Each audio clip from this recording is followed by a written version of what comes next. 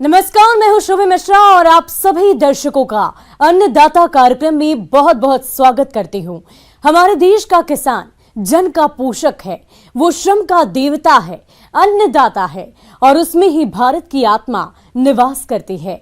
ऐसे ही किसानों की प्रगति के लिए हम खेती बाड़ी से जुड़ी बहुत सी नई लाभकारी जानकारियां हर रोज सुबह आपके लिए लेकर आते हैं। किसान भाइयों, गाजर की खेती का नाम सुनते ही जो विचार सबसे पहले हमारे मन में आता है वो है उसका खूबसूरत लाल रंग और स्वादिष्ट गाजर का हलवा। गाजर में भरपूर मात्रा में कैरोटीन और विटामिन ए पाया जाता है। सलाद के रूप में गाजर बहुत ही फायदेमंद होती है। इसके अलावा गाजर की सब्जी बनाकर भी खाई जाती है। इसलिए गाजर की खेती किसानों की सेहत और मुनाफे के लिहाज से बहुत ही महत्वपूर्ण है। तो आप कैसे करें गाजर की वैज्ञानिक तकनीक से बुआई, इसकी जानकारी दे रहे हैं जिला भोपाल के विषय विशेषज्ञ संजीव श्रीवास्तव। खरीफ के सीजन में काफ़ी मात्रा में नुकसान हमारी फसलों को हुआ है। पानी की अधिकता के कारण अतिवृष्टि की स्थिति है और लगभग सभी फसलों पे इसका असर है। गाजर हमारे यहाँ के जलवायु के हिसाब से बहुत अच्छी सब्जी है और इसका क्रेज भी काफ़ी हमारे घरों में है। काफ़ी अच्छे रेट्स इसके मिलते हैं जब बाजार में आती है। गाजर को विभिन्न प्रकार की भूमियों में उगाया जा सकता है, लेकिन अच्छी उपज के लिए उचित जल निकास वाली भूरी भूरी रेतीली दोमट भूमि सर्वोत्तम रहती है। इसके लिए सर्वोत्तम पीएच 6.5 या इसके आसपास माना गया है।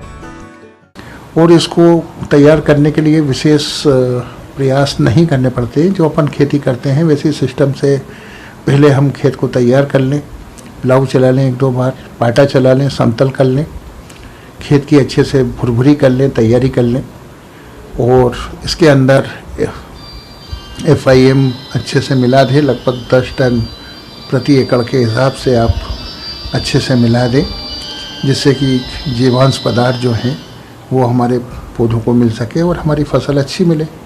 इसमें यह ध्यान रखें कि जो भी हमने गोबर की खाद का उपयोग किया है वो अच्छे भली प्रकार से डिकम्पोज्ड हो, अच्छे से सड़ा हो। किसान भाइयों, गाजर की फसल से अधिक उत्पादन प्राप्त करने के लिए खाद और उर्वरकों का संतुलित मात्रा में प्रयोग करना जरूरी होता है। इसलिए 217 kilo urea, 438 kilo single super phosphate और 117 किलो म्यूरेट ऑफ पोटाश प्रति हेक्टेयर की आवश्यकता होती है। इनमें से गोबर की खाद, single super phosphate, muriate of potash की पूरी मात्रा का उपयोग खेत की तैयारी के समय करना चाहिए और यूरिया को 2 भागों में बांटकर पहली मात्रा का प्रयोग बुआई के 15 दिन बाद और दूसरी मात्रा का उपयोग 30 दिन की फसल अवस्था पर उपरिवेशन के रूप में करना चाहिए। जहाँ तक गाजर की वैरायटियों का सवाल है, विशेषकर हमारे क्षेत्र के लिए जो रिकमेंडेड है उसके बारे में मैं थोड़ी सी चर्चा करना चाहूँगा। कुछ यूरोपियन वैरायटियाँ हैं, कुछ देसी वैरायटियाँ हैं जिनका आप उपयोग अपने खेतों में कर सकते हैं। जिसमें जो ख़ास चलने वाली वैरायटियाँ हैं जैसे PC34 है, इसके लाल रंग की वैरायटी के रूप में पहचाना जाता है। इसके अलावा पंजाब ब्लैक ब्यूटी है जिसका भी कलर बहुत अच्छा आता है। इसके अलावा एक पंजाब कैरेट रेड वैरायटी है जो हमारे क्षेत्र के लिए बहुत अच्छी है और इसका सर्वाधिक उत्पादन हमारे किसान भाइयों ने लिया है, लगभग 230 क्विंटल प्रति एकड़ तक, और हमारे क्षेत्र में काफ़ी सक्सेसफुल है। लोकप्रिय वैरायटियों में इसका नाम है। इसके अलावा किसान भाइयों, गाजर की उन्नतशील किस्मों की बात करें तो उनमें प्रमुख हैं नैंटिस पूसा, मेघाली पूसा, रुधिर पूसा, आंशिता पूसा, केसर पूसा, यमदग्नि, चैटनी इत्यादि। तो किसान भाइयों, आप इनमें से किसी भी किस्म का चयन कर बुआई कर सकते हैं। बीज इसमें बहुत कम लगता है, पर एकड़ 4 से 5 किलो जो है वो आपका बीज इसके अंदर यूज होता है। लेकिन बीज को अगर आप लगभग 24 घंटे पानी में अच्छे से गला लें तो इसका जर्मिनेशन बहुत अच्छा आता है। वो जर्मिनेशन परसेंटेज इसका बढ़ जाता है और सीड ट्रीटमेंट अपन इसका कर सकते हैं जैविक साधनों से भी और केमिकल साधनों से भी, जिससे कि हम सीड बर्न जो डिसीज हैं, बीमारियां हैं जो आगे चल के नुकसान पहुंचाती हैं, उनसे हम बच सकते हैं। तो सीड ट्रीटमेंट ज़रूर करें, बीजोपचार ज़रूर करें। गाजर की बुआई 2 तरीकों से की जाती है, जिसमें पहली है मेड़ों पर बुआई। इस विधि में क्यारियों में 45 सेंटीमीटर की दूरी पर 15 से 20 सेंटीमीटर ऊंची मेड़ें बना ली जाती हैं। इस मेड़ों पर बीज को 2 से 3 सेंटीमीटर की गहराई पर बो दिया जाता है, जिसमें पौधों से पौधों की दूरी 7.5 सेंटीमीटर रखनी चाहिए। यहाँ तक मौसम का सवाल है तो सबसे बढ़िया तो अगस्त से सितंबर है गाजर लगाने के लिए, और आइडियल अपन इसको अक्टूबर तक मान सकते हैं। अक्टूबर नवंबर में भी लगाई जाती है, तो मौसम भी अभी हमारा इसके अनुकूल है जिसमें हम गाजर को मतलब खेत में लगा सकते हैं। जहाँ तक बोने का सवाल है, बोने का तरीका हम डिबलिंग के द्वारा भी इसको लगा सकते हैं, छिड़काव विधि ब्रॉडकास्ट के द्वारा लगा सकते हैं, और बीज आपका लगभग 1.5 सेंटीमीटर ज़मीन के अंदर जाए उस हिसाब से आपको इसको लगाना है। 1.5 सेंटीमीटर आपको जो गहराई तक बीज को लगाना चाहिए, जिससे कि जर्मिनेशन अच्छा आता है, और इसे भगो कर सीड ट्रीटमेंट आपको करना है जिससे जर्मिनेशन अच्छा हो। गाजर की फसल को खरपतवारों से मुक्त रखने के लिए रासायनिक खरपतवार नाशक दवा पेंडामिथालिन 30 EC की 3.3 लीटर मात्रा को 1000 लीटर पानी के हिसाब से घोल बनाकर प्रति हेक्टेयर की दर से बुआई के 48 घंटे के अंदर प्रयोग करने पर शुरुआत के 30 से 40 दिनों तक खरपतवार नहीं उगते हैं। इसके अलावा आप बुआई के बाद गाजर की खड़ी फसल में 2 से 3 निराई गुड़ाई कर फसल को खरपतवारों से मुक्त रखें। और इसको लगाने के बाद इरिगेशन एक महत्वपूर्ण है। अगर पानी गिरता है तो उस हिसाब से आप मैनेज करें, लेकिन फिर भी हर 15 दिन में पानी की व्यवस्था आपके पास होना चाहिए कि हम हर 10 से 15 दिन में इसको पानी की व्यवस्था कर सकें। ज़मीन के अंदर फैलने वाली कंदमूल वाली फसल है, इसको फैलने फलने के लिए नमी की काफ़ी विशेष आवश्यकता होती है। आगे की जो प्लांट प्रोटेक्शन का सवाल है उसके लिए हम आपसे आगे फिर भेंटवार्ता करेंगे। आज के लिए इतना काफ़ी। किसान भाइयों, यूँ तो हमारे प्रदेश के बहुत से किसान भाई विभिन्न तरह के फूलों की खेती करके अपने आजीविका चलाते हैं। गुलाल रंगीन सूखा चूर्ण होता है। ये रसायनों द्वारा व हर्बल दोनों ही तरह से बनाया जाता है, लेकिन आज हम बात करेंगे फूलों से तैयार किए जाने वाले हर्बल गुलाल की, जिससे रसायनों का प्रयोग नहीं होने से न तो एलर्जी होती है और न आँखों में जलन। इसके अलावा हर्बल गुलाल पर्यावरण अनुकूल भी होता है। तो हमारे किसान और घरेलू महिलाएं फूलों से हर्बल गुलाल बनाकर अच्छी आय कैसे कमाएं, इस बारे में पूरी जानकारी दे रहे हैं डॉक्टर भारती कश्यप। आप सभी जानते हैं कि रंगों का हमारे जीवन में बहुत ही महत्व है। वो चाहे खाने का रंग हो, कपड़े का रंग हो, या फिर होली पर लगाने वाला रंग। आप देखते हैं कि भारतवर्ष में हमारे जितने भी त्यौहार है, चाहे गणेश चतुर्थी है या कोई अन्य दिवाली, दशहरा या फिर होली का जो त्यौहार है, इस पे रंगों का बहुतायत में ही प्रयोग होता है। इन रंगों में आपने देखा है कि बहुत सारे केमिकल रंगों का ही प्रयोग हो रहा है, जो कि ना केवल कार्सिनोजेनिक है बल्कि उसमें लेड, अबरक, शीशा वगैरह कई ऐसी धातुएं मिली होती हैं जो कि हमारे पर्यावरण के लिए तो हानिकारक ही है, हमारी स्किन पर भी बहुत दुष्प्रभाव डालती हैं और हमें दाद, खाज, खुजली जैसी भी समस्याएं हो जाती है। गुलाल को गालों पर लगाओ तो चेहरे पर मुस्कान लाता है, इसे खुशी से हवा में उड़ाओ तो जिंदगी को खुशहाल बना देता है। लेकिन ये मुहावरा तभी सही साबित होगा जब आप हर्बल गुलाल का प्रयोग करें, क्योंकि हर्बल गुलाल रसायन मुक्त, स्वाभाविक रूप से सुगंधित और त्वचा के लिए हानिकारक नहीं होता, जिसके प्रयोग से शरीर पर कोई दुष्प्रभाव नहीं होता। इसलिए अगर आप इसको घर पर बनाना चाहते हैं तो आप किस तरह से हर्बल गुलाल को तैयार कर सकते हैं, आइए जानते हैं। हर्बल गुलाल, जैसा कि नाम से ही विदित हो रहा है कि ये गुलाल है हम जो फूलों से निकालेंगे, फूलों के अर्क से। तो इसके लिए हम किसी भी तरह के फूलों का इस्तेमाल कर सकते हैं, वो चाहे ताज़े फूल हों या किसान के खेतों में जो अधिक फसल जब हो जाती है। जैसा कि आपने देखा होगा कि कोविड के दौरान भी बहुत सारे फार्मर्स के फूल नहीं बिके, तो उस वक्त भी किसानों की एक मेन समस्या थी कि हम इन फूलों का क्या करें। तो इस विशेष समस्या को ध्यान में रखते हुए हमने ये तकनीक का विकसित किया है कि जो भी एक्स्ट्रा फूल है, जब मार्केट में फूलों की डिमांड नहीं है या फिर ऐसे फूल जो मंदिरों में चढ़ावे में चढ़ गए हैं या शादी विवाह वगैरह जो फंक्शंस है वहाँ पर प्रयोग किए जा चुके हैं, इन सभी तरह के फूलों का इस्तेमाल हर्बल गुलाल को बनाने के लिए किया जा सकता है। तो अगर हम ताज़े फूलों से हर्बल गुलाल बनाने की बात करेंगे तो सबसे पहले आपको फूलों को निकालना है और उसकी पंखुड़ियों को हम मेन फूल से अलग कर देते हैं। फिर पंखुड़ियों को हम इसमें जो भी इस्तेमाल कर रहे हैं टेक्निक, वो सिंपल पानी में उबालने की है, जिसको कोई भी एक महिला या किसान अपने घर पर भी इस्तेमाल कर सकता है। पंखुड़ियों से रंग निकालने के लिए उन पंखुड़ियों को उबाला जाता है पानी में। जैसे कि मान लो हमारे पास 1 किलोग्राम पंखुड़ियाँ हैं तो उसे हम 1.5 लीटर पानी में डाल के उबाल लेंगे। हमने लगभग आधे घंटे तक पंखुड़ियों को उबालना है जब तक कि उसका रंग ना निकल जाए। उसके बाद उसे हाथ से दबा के और छाननी से निकाल के हम रंग को अलग कर लेते हैं।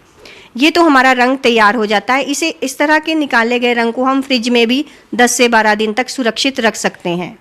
अब बात आ जाती है कैरियर की कि इसको में डालने के लिए हम कैरियर का इस्तेमाल करते हैं, जिसे कि हम एरोरूट पाउडर बोलते हैं। आमतौर पे इसे अरारोट पाउडर भी बोलते हैं।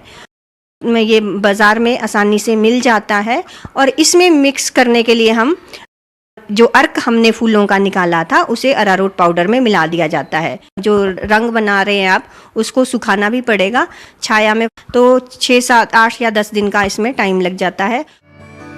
किसान भाइयों, हर्बल गुलाल को बनाने के बाद उसको लंबे समय तक सुरक्षित रखने के लिए उसकी पैकिंग का अहम योगदान रहता है।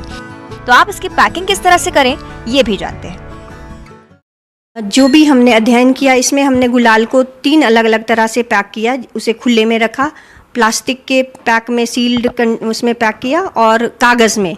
तो ये पाया गया कि ये ज़्यादातर जो गुलाल है कागज़ की पैकिंग में काफ़ी अच्छे रहते हैं, जबकि जो प्लास्टिक में है या खुले रहते हैं उसमें थोड़ा इसमें रंग परिवर्तन हो जाता है। 3 या 6 महीने में इसमें रंग परिवर्तन देखा गया है, जबकि कागज़ का जो लिफाफा है वो बहुत अच्छा पैकेजिंग मटेरियल है गुलाल के लिए। हमारे विश्वविद्यालय में जो स्टडीज़ की गई थी उसमें पाया गया कि जो ये रंग है ये लगभग 3 महीने से 6 महीने तक सुरक्षित रहते हैं। और इसी होली में हमने इनका उपयोग भी किया तो ये पाया कि ये त्वचा के लिए बिल्कुल ही सेफ़ हैं, इनसे कोई नुकसान नहीं होता है और इसका हमें काफ़ी अच्छा फीडबैक मिल रहा है। कोई भी महिला अगर देखा जाए तो इस तरह की कॉटेज इंडस्ट्री या घर पर ही इस तरह का गुलाल बनाकर बेच सकती है। ये गुलाल बाज़ार में 300-350 रुपए किलो के हिसाब से भी मिल जाता है, जबकि इसमें लागत बहुत कम। ग्रामीण कृषि मौसम सेवा शहीद गुड्डाधुर कृषि महाविद्यालय एवं अनुसंधान केंद्र और इंदिरा गांधी कृषि विश्वविद्यालय रायपुर छत्तीसगढ़ द्वारा भेजे गए मौसम पूर्वानुमान रिपोर्ट के आधार पर आने वाले दिनों में छत्तीसगढ़ के बस्तर जिले और इसके आसपास के क्षेत्रों में हल्की बारिश होने और मध्यम बादल छाए रहने की संभावना है। आने वाले दिनों में उत्तर पश्चिम दिशा से हवाएं चलने की संभावना है और इसकी गति 2 से 4 किलोमीटर प्रति घंटे रहने की संभावना है। ऐसे में इन क्षेत्रों के किसान भाइयों को सलाह दी जाती है कि धान की फसल इस समय बाली की अवस्था पर है और इस समय गंधी बग कीट का प्रकोप दिखाई देने को मिल रहा है। इससे बचाव के लिए नीम बीज का चूर्ण 5% का छिड़काव 10 दिन के अंतराल पर 2 बार करें अथवा कीटों का प्रकोप अधिक होने पर क्लोरांट्रानिलिप्रोल 18.5 SC की 150 मिलीलीटर मात्रा प्रति हेक्टेयर की दर से छिड़काव करें। धान की फसल पर पीला तना छेदक कीट के वयस्क दिखाई देने पर फसल का निरीक्षण कर तना छेदक के अंड समूहों को एकत्र करके नष्ट कर देवें। साथ ही साथ डेड हर्ट को खींचकर निकाल देवें। तना छेदक की तितली 1 मोथ प्रति वर्ग मीटर में दिखाई देने पर फिप्रोनिल 5 SC की 1 लीटर मात्रा प्रति हेक्टेयर की दर से छिड़काव करें। पत्ती मोड़क कीट 1 से 2 पत्ती प्रति पौधा होने पर फिप्रोनिल 5 SC की 800 मिलीलीटर मात्रा प्रति हेक्टेयर की दर से छिड़काव करें। धान की फसल में रोग के प्रारंभिक अवस्था में निचली पत्ती पर हल्के बैंगनी रंग के धब्बे पड़ते हैं जो धीरे धीरे बढ़कर आंख या नाव के समान बीच में चौड़े एवं किनारों में सक्रिय हो जाते हैं। इन धब्बों के बीच का रंग हल्के भूरे रंग का होता है। इसके नियंत्रण के लिए टेबुकोनाजोल 750 मिलीलीटर प्रति हेक्टेयर 500 लीटर पानी में घोल बनाकर छिड़काव करें। धान की पत्ती के किनारों वाला ऊपरी भाग हल्का पीला सा हो जाता है और पूरी पत्ती मटमैले पीले रंग की होकर पत्रक तक सूख जाती है। रोग के लक्षण दिखाई देने पर यदि पानी उपलब्ध हो तो खेत से पानी निकालकर 3 से 4 दिन तक खुला रखें और 25 किलोग्राम पोटास प्रति हेक्टेयर की दर से छिड़काव करें। राम तिल की फसल 30 से 45 दिन की हो जाने पर 15 किलोग्राम प्रति हेक्टेयर की दर से यूरिया की दूसरी मात्रा डालें। मक्के की फसल में अंगमारी रोग के लक्षण दिखाई देने पर किसानों को सलाह दी जाती है कि इसकी रोकथाम के लिए हेक्साकोनाजोल 1 मिलीलीटर प्रति लीटर पानी के हिसाब से घोल बनाकर छिड़काव करें। रागी की फसल में झुलसा रोग की रोकथाम के लिए 10 ग्राम सीडोमोनास प्रति लीटर पानी या फिर टेबुकोनाजोल 50%, साथ में ट्राइफ्लोक्सीस्ट्रोबिन 25 WG का छिड़काव करें। ब्लास्ट संभावित क्षेत्रों में नाइट्रोजन उर्वरकों के उपयोग में कमी की जानी चाहिए, क्योंकि नाइट्रोजन उर्वरक का झुलसा रोग की घटनाओं के साथ सकारात्मक संबंध है। किसानों को सलाह दी जाती है कि वे शीत ऋतु में सब्जियां जैसे फूल गोभी और बंद गोभी की नर्सरी की बुआई शुरू करें। पिछले दिनों हुई भारी वर्षा और पूर्वानुमानित आर्द्र मौसम के कारण अरबी की फसल में झुलसा रोग की प्रकोप देखे जा सकते हैं। अतः किसानों को सलाह दी जाती है कि वे 0.1% मैंकोजेब 2 ग्राम प्रति लीटर पानी के हिसाब से घोल बनाकर छिड़काव करें और यदि आवश्यक हो तो 15 दिन के बाद छिड़काव दोबारा करें। बैंगन, मिर्च, टमाटर जैसी सब्जियों की फसलों में वर्तमान मौसम की स्थिति के कारण बैक्टीरियल विल्ट रोग के प्रकोप देखे जा सकते हैं। इस रोग को नियंत्रित करने के लिए किसानों को 10 दिनों के अंतराल पर स्ट्रेप्टोसाइक्लिन 1 ग्राम प्रति 10 लीटर पानी और कॉपर ऑक्सीक्लोराइड 0.2% के साथ मिट्टी में डालने की सलाह दी जाती है। पशुओं में दूध उत्पादकता बनाए रखने और रोगों से बचाए रखने के लिए पशुशाला को मक्खियों से अच्छी तरह से सुरक्षित रखें। आइए जानते हैं अन्नदाता निःशुल्क फोन के माध्यम से पूछे गए समस्याओं का समाधान। आज के अन्नदाता हेल्पलाइन में जिस प्रश्न को कार्यक्रम में शामिल किया गया है उसे पूछा है ग्राम सुखारी, जिला जबलपुर के किसान जीवन पटेल ने। आप नींबू के बाग में लगने वाले कीट और रोग नियंत्रण पर जानकारी चाहते हैं, तो जीवन पटेल जी आपकी जानकारी के लिए प्रस्तुत है कार्यक्रम का यह अंश। नमस्कार किसान भाइयों, इस ऋतु में जो नींबू वर्गीय जो पौधे हैं उनमें सबसे ज़्यादा समस्या आती है वो कैंकर रोग की आती है। कैंकर एक ऐसा रोग है जो पत्ती, तने, नींबू का जो फल होता है उस पे जो धब्बे बन जाते हैं और वो ये इन तीनों भागों को वो नुकसान पहुंचाता है। बागवान भाइयों, आज के समय में नींबू का बाग भी कीट और रोगों के प्रकोप से अछूता नहीं है, लेकिन जो बागवान समय पर इनकी सही पहचान कर नियंत्रण कर लेते हैं वे नींबू के बाग से अधिक फलोत्पादन लेकर मालामाल हो जाते हैं। तो सबसे पहले जानते हैं नींबू के बाग में लगने वाले रोगों में कैंकर के बारे में। नींबू का कैंकर रोग मुख्यतः नींबू की पत्तियों, टहनियों एवं फलों को प्रभावित करता है। भागों में छोटे छोटे पीले धब्बे बनते हैं जो बाद में भूरे एवं खुरदुरे हो जाते हैं, जिससे पत्तियां भोजन नहीं बना पाती और फलों को क्वालिटी खराब हो जाती है और ऐसे फलों का बाजार में कोई मूल्य नहीं मिलता है। किसान भाइयों, किसी रोग का सही नियंत्रण करने के लिए सबसे पहले उसकी सही पहचान होना जरूरी है, तभी आप सही दवा को लेकर छिड़काव करके नियंत्रण कर पाएंगे। तो चलिए जानते हैं नींबू में लगने वाले रोग की रोकथाम के बारे में। इसकी पहचान के लक्षण हैं, जो कैंकर के जो धब्बे होते हैं वो भूरे मटमेले रंग के होते हैं और चारों उभरे हुए होते हैं तथा चारों तरफ से वो पीले रंग के आवरण से वो घिरे हुए होते हैं। तो इस रोग के प्रबंधन के लिए किसान भाई है वो कॉपर ऑक्सीक्लोराइड 3 ग्राम, साथ में एंटीबायोटिक जैसे कसुगामाइसिन 1 मिली प्रति लीटर के हिसाब से वो है उसका मिश्रण बना के है वो जो है उसका छिड़काव किया जा सकता है। जो कीट है या बीमारियां हैं उनमें सबसे प्रमुख है नींबू वर्गीय जो पौधे होते हैं उसमें थ्रिप्स एक छोटा रस चूसने वाला कीड़ा होता है जो पत्तियों का रस चूस के है वो नुकसान पहुंचाता है। तो इस कीट के प्रबंधन के लिए किसान भाई है वो फिप्रोनिल 5 SC 1 ml प्रति लीटर के हिसाब से घोल बना के वो छिड़काव कर सकते हैं। इसके अलावा अन्य जो कीट हैं उसमें है लीफ माइनर या पर्णसुरंगी की कीट बोलते हैं। पर्णसुरंगी की कीट है वो पत्तियों के अंदर अपने अंडे देता है, उससे उसका जो लार्वा निकल के है वो पत्तियों के अंदर सुराग बनाता है, तो उससे जो पत्तियां हैं वो सिल्वर के रंग की हो जाती है और उसका जो क्लोरोफिल है या हर्ट लेवल का वो खत्म हो जाता है, जिससे उसके प्रकाश संश्लेषण की जो क्षमता है वो कम हो जाती है और कई बार जो अधिक प्रकोप होता है तो उससे पत्तियां वो गिर भी जाती है। तो इस कीट के प्रबंधन के लिए किसान भाई फिप्रोनिल 5 जो SC है 1 ml प्रति लीटर के हिसाब से या लेमड़ा साई हेलोथ्रीन है 1 ml प्रति लीटर के हिसाब से जो है घोल बना के है उसका स्प्रे है वो किया जा सकता है। नींबू की तितली, यह कीट सूढ़ी अवस्था में पत्तियों को खाकर पौधों को नुकसान पहुंचाती है। एक वर्ष में इस कीट की 3 से 5 पीढ़ियां पाई जाती हैं, जो कि हर समय अधिक सक्रिय रहती हैं। वहीं इस किट से अधिक प्रभावित पत्तियों एवं शाखाओं को तोड़कर नष्ट कर देना चाहिए। वो है लेमन बटरफ्लाई। लेमन बटरफ्लाई है वो एक दिखने में खूबसूरत एक तितली होती है जो अंडे देती है। उससे उसके एक हरे रंग की जो लट पैदा होती है। प्रारंभ में वो लट है वो काले भूरे व सफ़ेद रंग की होती है और मटमैला रंग ली हुई होती है। तो वो जो पत्तियों को कुतर के वो नुकसान पहुंचाती है। बाद में उस जो लट है उसका रंग है वो परिवर्तित हो जाता है और वो दिखने में हरे रंग की हो जाती है तथा आकार में भी वो मोटी हो जाती है।